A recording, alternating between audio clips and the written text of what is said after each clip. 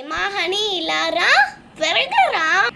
ఏంటమ్మా పిలిచావు? త్వరగా చెప్పు, నేను అక్కడ టీవీ చూస్తున్నాను.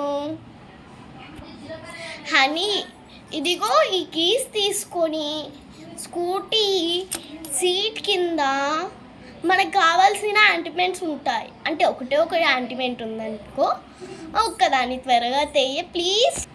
అలాగే అమ్మా, ఇలా ఇవ్వు ఆ కీస్ని. ఇదిగో తీసుకో కీస్. సరే అమ్మా, నేను వెళ్తున్నా. అమ్మా, ఏంటి యాంటిమెంట్స్ అన్నావు? ఈ ఫ్లక్కర్ తప్ప ఇంకేముందండి అందులో? ఏమా అని, ఇది ఫ్లక్కర్ కాదు, ఇది ఒక యాంటిమెంట్. అర్థమైందా? ఇంకోసారి ఫ్లక్కర్ అన్నావే అనుకో.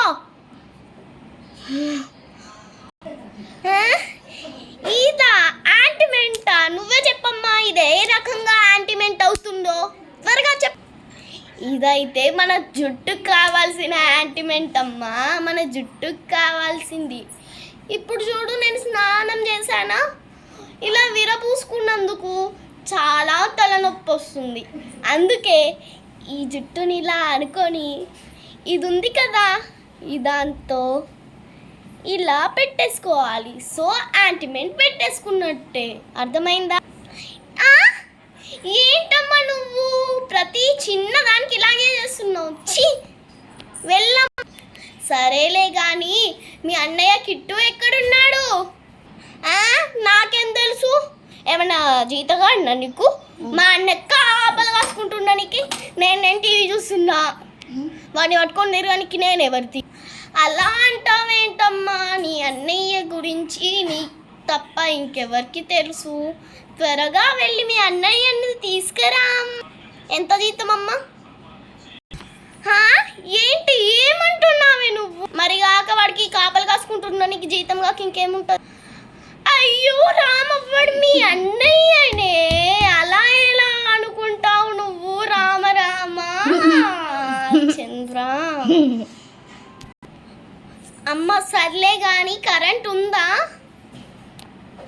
ఎందుకమ్మా ఇప్పుడు కరెంట్తో నీకేం పని?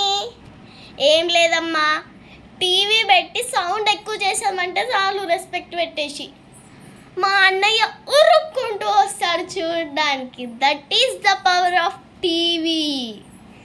మా అన్నయ్య గురించి నీకేం తెలుసమ్మా? అయ్యయ్యో, మరి అలా ఎలా అనుకుంటావే మీ అన్నయ్య గురించి?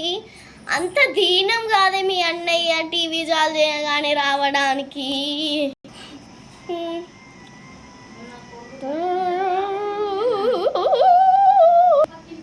హై రెస్పెక్ట్ హనీ, ఇలా ఇవ్వు నాకు రిమోట్. వమ్ము వమ్ము వమ్ము, నువ్వే అనుకుంటే మీ అన్న కూడా ఉన్నాడంటే దేవుడా. మీరిద్దరు కలిసి ఆ టీవీతోనే ఉండండి. ఛీ, that is the power of TV.